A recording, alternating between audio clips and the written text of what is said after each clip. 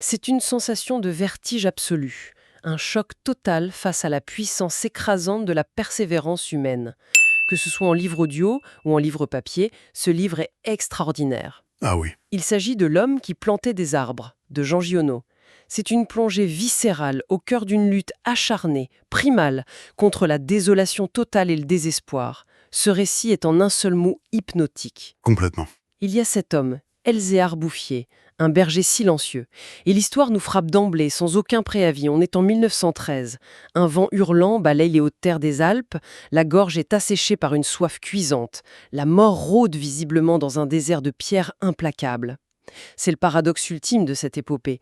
Un homme qui ne possède rien, absolument rien, mais qui bâtit, à lui tout seul, un véritable empire de vie. C'est fou à imaginer, n'est-ce pas? C'est fou, hein. Et les enjeux posés dès le départ sont vraiment titanesques.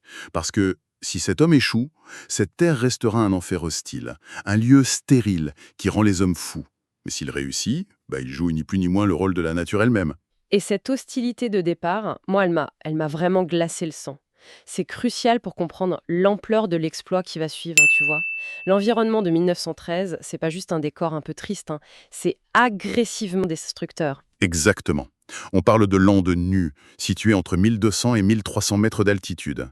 La vie végétale y est vaincue, réduite à quelques buissons de lavande sauvage, secs et ligneux. Ouais, Et marcher dans cette région, c'est une épreuve d'endurance qui attaque autant la psychologie que le physique. Le narrateur raconte qu'après 3 jours d'une progression épuisante dans cette désolation, une désolation sans aucun exemple comparable d'ailleurs, le besoin d'eau devient une urgence absolue. c'est une alarme biologique. C'est ça efface toute autre pensée. Et c'est là que le paysage frappe les esprits avec une cruauté poignante. L'apparition d'un squelette de village abandonné. Des maisons sans toiture, rongées par le soleil et le gel, agglomérées comme un vieux nid de guêpes vide. Alors l'image du nid de guêpes, c'est ce qui m'a frappé le plus fortement dans cette description. Ça donne vraiment cette impression glaçante d'une vie ancienne, grouillante, qui a été aspirée, totalement asséchée et balayée par les éléments. Totalement. Et par-dessus ces ruines de pierre, il y a la présence constante de ce vent. Ah, le vent, oui. Un vent brutal, insupportable, qui ne se contente pas de souffler sur les crêtes, mais qui grogne à l'intérieur des carcasses des maisons comme un fauve dérangé pendant son repas. Ce vent, il irrite les nerfs au plus haut point, il épuise l'âme de quiconque s'y aventure. On ressent physiquement la détresse de cette terre. L'eau y a complètement disparu, La fontaine du village est à sec. morte depuis des années. C'est un monde où la simple survie semble une insulte à la logique. Et soudain, dans ce lointain brumeux déformé par la chaleur, une petite silhouette noire apparaît. C'est Elzéar Bouffier, notre berger de 55 ans. Et là, on se demande, comment un homme peut-il vivre dans un tel chaos? Eh bien, c'est là que réside le premier grand basculement du récit. Cet homme, il crée un contraste saisissant avec la sauvagerie du paysage autour de lui. Il ne survit pas dans une misérable cabane de fortune battue par les vents.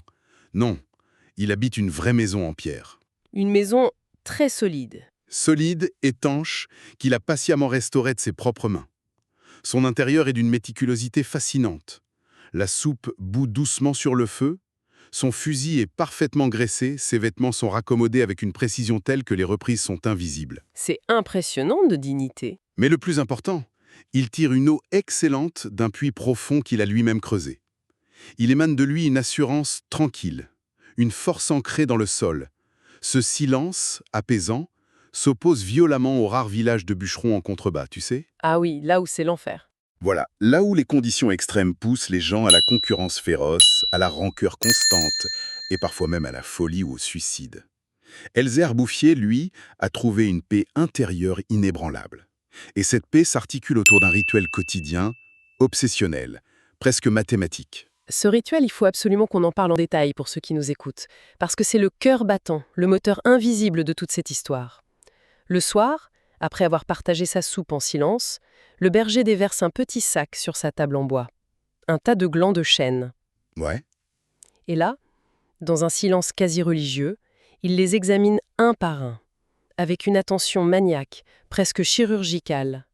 Il écarte ceux qui sont fendillés, il rejette les trop petits, pour n'isoler avec un soin infini que 100 glands absolument parfaits. 100, pas un de plus. Sans gland parfait, c'est ça. Le lendemain, il laisse son troupeau de moutons à la garde de son chien et il s'en va sur les hauteurs désolées. Armé d'une lourde tringle de fer de l'épaisseur d'un pouce environ, il frappe la terre aride. Il fait un trou, y dépose un de ses glands parfaits et rebouche délicatement. Il plante ses 100 chênes. 100 arbres par jour, avec une régularité mécanique. C'est vertigineux quand on y pense. Mais oui, si on s'arrête un instant sur ce geste, on réalise la patience infinie que ça requiert. Et la question qui se pose naturellement, c'est qu'est-ce qui pousse un homme à s'imposer une telle tâche, seul au bout du monde? Si l'on analyse les motivations profondes de Bouffier, on touche à une philosophie de vie bouleversante. Cet homme, il n'a pas toujours été un ermite silencieux dans la montagne. Il a possédé une ferme dans les plaines, il a vécu une vie, on va dire, classique. Une vraie vie de famille. C'est ça. Mais le destin l'a frappé de la manière la plus cruelle qui soit. Il a perdu son fils unique puis sa femme. Et face à un deuil d'une telle atrocité, la grande majorité des êtres humains choisissent la colère, le ressentiment, ou se laissent simplement dévorer par la dépression. Ce qui est totalement humain. Bien sûr. Mais Elzéar Bouffier a fait un choix différent. Il a choisi de guérir son âme en guérissant la terre. En observant les collines arides, il a posé un diagnostic d'une simplicité désarmante. Sans aucune complexité scientifique, il a jugé que ce pays mourait par manque d'ordre. Tout simplement. Voilà. N'ayant pas d'occupation plus importante dans sa vie brisée, il a résolu de remédier à cet état. Il incarne ici magnifiquement le concept de reliance. La reliance. Voilà. Oui, pour l'expliquer simplement, la reliance, c'est l'inverse absolu de la domination. Au lieu de se dire « je suis le maître de cette montagne, je vais la dompter », il se positionne humblement. Il se dit plutôt « je suis l'infirmier de ce paysage ». C'est très beau ça. Il comprend que l'humain n'est qu'un minuscule rouage de la nature et il met son immense chagrin au service d'une création patiente et totalement désintéressée. C'est une façon magnifique de transformer la tragédie en force vitale. Mais pendant qu'un homme donne la vie en silence dans les Alpes, l'histoire du monde, la grande et terrible histoire, vient frapper à la porte avec une brutalité inouïe. Ouais, le choc est rude. L'année qui suit le début de ces plantations, paf, la Première Guerre mondiale éclate. C'est un choc des contrastes qui donne le vertige. D'un côté de l'Europe, c'est le massacre industriel de millions d'hommes. 5 années de sang, d'acier et de boue. Les tranchées de Verdun en 15, la destruction absolue de la chair et de la terre, à l'explosif. L'horreur pure. Et de l'autre côté, caché dans ces montagnes hors du temps, un homme qui continue obstinément à planter la vie, sans graines à la fois, indifférent au chaos. Le narrateur de l'histoire, qui a survécu à l'enfer des tranchées, ressent un besoin viscéral, en 1920, de retourner respirer l'air pur de ces hauteurs pour nettoyer ses poumons du gaz et de la mort. C'est compréhensible. Dans son esprit de jeune homme profondément traumatisé, la guerre lui a enseigné que la mort est la seule norme désormais. Donc, logiquement, il s'attend à trouver le vieux berger mort, ou au mieux un paysage toujours aussi désolé. Mais que découvre-t-il vraiment lors de ce retour ? La révélation qui l'attend dépasse tout ce que la raison humaine pourrait anticiper. Non seulement Elzéar Bouffier est en vie, mais il se porte à merveille. Incroyable. Il a ignoré la guerre de bout en bout, imperturbablement concentré sur sa tâche titanesque. Il a même fait évoluer sa stratégie avec une intelligence redoutable. Il a constaté que ses moutons mettaient en péril ses jeunes pousses d'arbres en les grignotant. Du coup, il s'en est débarrassé. Radical. Ouais, il les a remplacés par des ruches d'abeilles, qui, elles, favorisent la pollinisation sans détruire l'écosystème. Mais ce qui frappe le narrateur en dépassant l'ancien village mort, c'est un véritable choc visuel.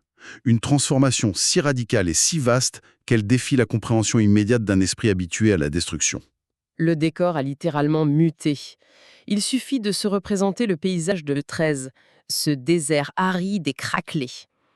En vain, le narrateur aperçoit au loin une sorte de brouillard gris, une nappe douce qui recouvre les collines comme un immense tapis protecteur. C'est la forêt. Une forêt majestueuse, divisée en 3 tronçons qui s'étend sur 11 km de long et 3 km de large. Les petits glands triés sur la table et plantés 10 ans plus tôt sont devenus des chênes vigoureux, pleins de sève. Ils dépassent désormais largement la taille du berger et du narrateur. C'est magique. Et c'est pas tout. Il y a d'admirables bosquets de bouleaux décrits comme des adolescents tendres, plantés exactement dans les dépressions où l'humidité dormait secrètement sous la surface de la terre. Moi, c'est un spectacle qui m'a laissé littéralement sans parole. C'est la démonstration mathématique de ce que 100 arbres par jour peuvent produire sur une décennie. Exact. Mais au-delà des arbres eux-mêmes, comment la nature réagit-elle à cette intrusion bienveillante? Ce qu'on observe ici, c'est le déclenchement d'une formidable réaction en chaîne. C'est pas qu'une question de bois, tu vois. C'est toute la mécanique de la biosphère qui se remet en marche. Les racines de ces milliers d'arbres ont fracturé la roche dure. Leurs feuilles mortes ont recréé une couche d'humus qui agit comme une immense éponge. L'eau des pluies qui fuyait autrefois sur la terre stérile en ravinant le sol est désormais retenue. Et là, le miracle suprême. Le miracle absolu, oui. L'eau reparaît. Le narrateur voit couler de l'eau claire dans des lits de ruisseaux qui, de mémoire d'homme, avaient toujours été à sec. Pour donner un ordre de grandeur temporelle à notre auditoire, ces ruisseaux précis n'avaient pas porté d'eau de façon continue depuis l'époque gallo-romaine. C'est vertigineux. Le cycle de la vie est relancé de manière spectaculaire. Le vent qui hurlait sa colère s'adoucit et commence à disperser de nouvelles graines de diverses espèces. Avec le retour de l'eau et de l'ombre, réapparaissent les saules, les prés humides, les jardins sauvages et finalement les fleurs. Sans l'intervention d'aucune technologie lourde, par la simple force de l'observation et le respect du temps long, un seul homme a littéralement terraformé un monde mort. C'est un triomphe total de la patience humaine. Mais on pourrait se dire, en écoutant un tel récit, que c'est une allégorie trop parfaite, non? C'est le risque, oui. Que c'est d'une beauté qui relève du conte philosophique pur et simple. Et on pourrait douter que l'humanité possède réellement, concrètement, ce pouvoir de résurrection à l'échelle d'un seul individu. Et c'est pour ça qu'il est fascinant de constater que cette fiction incroyable s'est matérialisée dans notre réalité contemporaine. Il y a un effet miroir saisissant avec l'histoire vraie et bien documentée de Jadav Payeng en Inde. Ah oui, absolument. L'histoire de Jadav Payeng est indispensable pour ancrer notre réflexion dans le réel et prouver que la mécanique décrite par Giono est scientifiquement valide. Nous sommes sur l'île de Majuli, située au milieu du puissant fleuve Brahmapoutre en Inde. Un endroit très fragile. Très fragile. Dans les années 70, cette terre insulaire était ravagée par une érosion agressive et des inondations dévastatrices. Après chaque mousson, les bancs de sable se transformaient en déserts brûlants où la faune mourait d'épuisement. Oui, notamment des centaines de serpents. Des centaines de serpents qui mouraient de chaleur, faute d'ombre. Le paysage se dirigeait vers une mort écologique certaine. Et c'est là, en 1979, que Jadav Payeng entre en scène. Il n'est alors qu'un adolescent de 16 ans. Constatant l'hécatombe autour de lui et le désespoir de sa communauté, il prend une décision qui frôle la forêt douce. Il commence à planter des pousses de bambou sur un banc de sable totalement stérile. Un par un. Un par un. Jour après jour. Sans aucun financement. Sans équipement. Pendant des décennies. L'écho avec Elzéar Bouffier est tellement parfait. Aujourd'hui, après plus de 40 ans de labeur solitaire, le résultat est tout simplement ahurissant. La forêt qu'il a créée de ses propres mains s'appelle le bois de Molay. Elle recouvre plus de 550 hectares. C'est gigantesque. Pour donner une échelle concrète à ceux qui écoutent, c'est une surface nettement plus vaste que Central Park, en plein cœur de New York. Et le miracle espéré s'est produit. L'écosystème est devenu si riche, si dense, que des tigres du Bengale, des rhinocéros, de vastes troupeaux d'éléphants y sont revenus pour s'y installer durablement. La vie a repris ses droits, parce qu'un seul humain a fait le premier pas. Cette histoire bien réelle donne une épaisseur colossale à la figure du berger de notre récit. Jadav Payeng, qui est aujourd'hui mondialement connu sous le surnom de Forest Man, a formulé une pensée lors d'une interview qui résonne comme un coup de tonnerre. Ah oui, cette citation. Il a déclaré « Il n'y a pas de monstre dans la nature, à l'exception de l'homme. L'homme consomme tout jusqu'à ce qu'il ne reste rien. » Cette citation percutante souligne vraiment l'étrange dualité, le double visage de l'humanité. Nous possédons une capacité terrifiante, presque mécanique, à détruire, à raser et à consommer notre environnement jusqu'à l'os. C'est vrai. Mais simultanément, nous détenons un pouvoir inouï, presque divin, de régénération et de guérison, à la seule condition de s'armer d'une volonté désintéressée et d'accepter la lenteur du temps naturel. La lenteur. C'est justement le maître mot. Et c'est aussi ce qui rend cette œuvre de guérison si vulnérable au fond. Pourquoi ? Parce que le problème avec la nature, c'est que son rythme de réparation est invisible pour la société trépidante, impatiente et souvent aveugle dans laquelle nous vivons. Le travail du berger est si lent. Sa forêt pousse de manière si harmonieuse que personne ne soupçonne une seconde l'intervention d'une main humaine. Les chasseurs, qui commencent à traverser ces bois regorgeant de lièvres et de sangliers, pensent sincèrement qu'il s'agit d'une simple malice spontanée de la terre. L'ironie est forte. Et c'est là que l'interférence de la société, avec sa logique administrative lourde, devient une menace redoutable, teintée d'une ironie grinçante. En 1933, par exemple, un garde forestier éberlué se présente sur les lieux. Et il intime naïvement l'ordre aux bergers de ne pas faire de feu à l'extérieur pour protéger, et c'est presque comique, cette merveilleuse forêt naturelle qui pousse toute seule. Ah, ça c'est le triomphe absolu de l'aveuglement bureaucratique face à l'action individuelle. C'est fascinant d'analyser cette réaction de l'administration face à un miracle lent. L'État s'en mêle inévitablement. En 1935, une véritable délégation officielle débarque. Les fameux experts. Voilà, on y trouve un grand personnage des eaux et forêts, un député, divers techniciens imbus de leur savoir. Ils viennent examiner ce soi-disant phénomène géologique incompréhensible. Et comme c'est trop souvent le cas dans les structures bureaucratiques confrontées à une initiative de terrain qui les dépasse, on prononce une quantité impressionnante de paroles creuses. Du vent. Beaucoup de vent. On fait de grands discours, mais on ne prend aucune mesure utile. Finalement, la seule action concrète qui ressort de ce rassemblement, c'est que l'État prend cette mystérieuse forêt sous sa sauvegarde officielle et interdit d'y faire du charbon de bois. Personne, à l'exception du narrateur et d'un de ses amis proches, un capitaine forestier à qui l'on a confié le secret, ne connaît la véritable origine de ce chef-d'œuvre. Elzéar Bouffier reste insoupçonnable, sereinement hors des radars des politiciens. Il est protégé par son anonymat, Seft.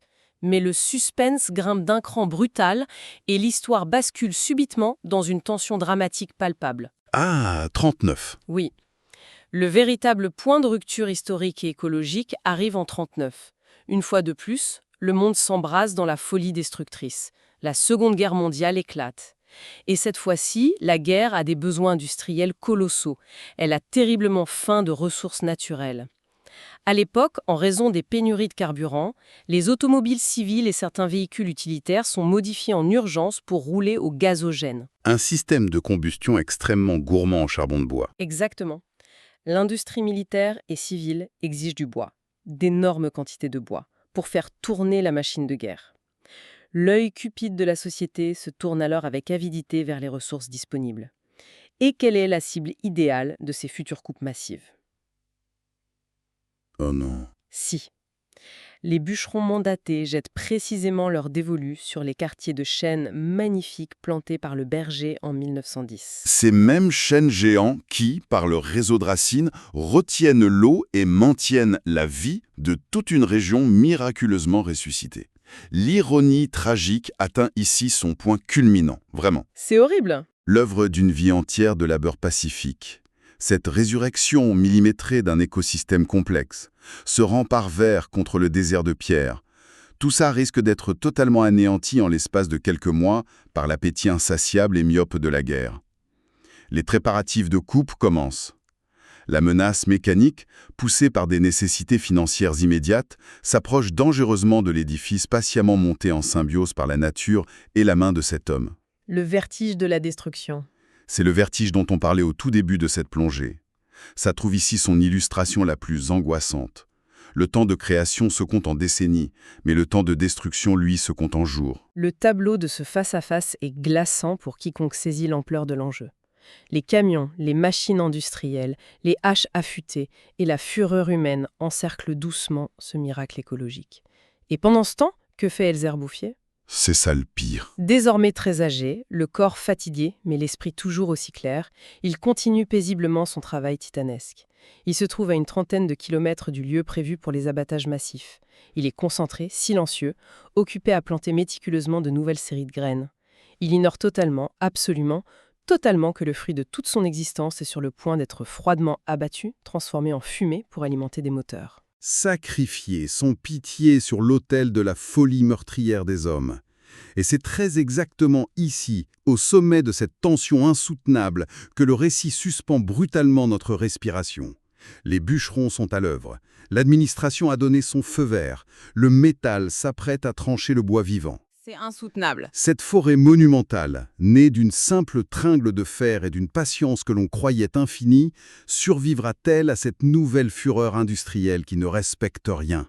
Le vieux village de ruines connaîtra-t-il un jour la pleine résurrection flamboyante dont il rêvait? Ou retournera-t-il inexorablement à la poussière, replongeant toute la région dans le désespoir aride de 1913? Le suspense est total, entier. Et si j'ajoutais une dernière couche de mystère à ce chef-d'œuvre pour notre auditoire?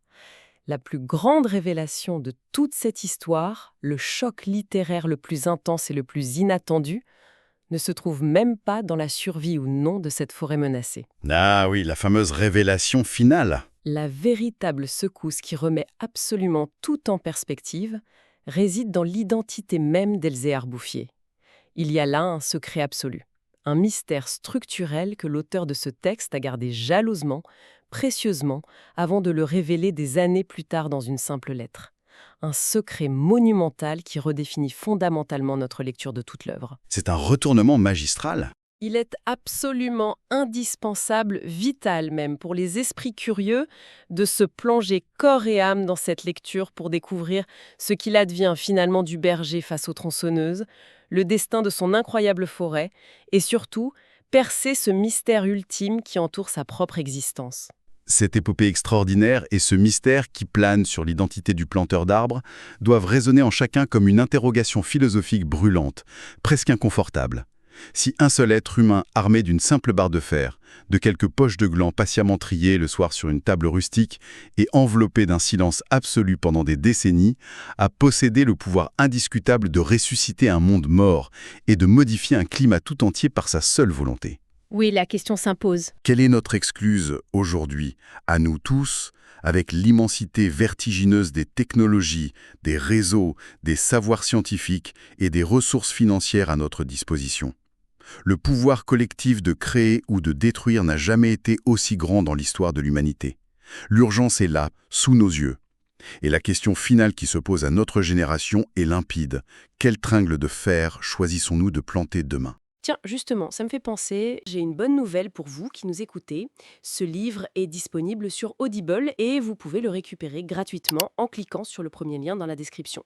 L'idée, c'est vraiment des narrations très immersives. Une narration professionnelle, bien incarnée, ça change absolument tout. La personne ne fait pas que lire, elle interprète, elle donne vie au texte. Ah tiens, super, en plus de la vidéo, il y a un livre audio. Si on veut juste le livre, le lien pour récupérer votre livre audio se trouve dans la description de la vidéo. Si vous avez apprécié le contenu, n'hésitez pas à laisser un petit pouce en l'air et à vous abonner à notre chaîne YouTube pour ne rien manquer des prochaines vidéos.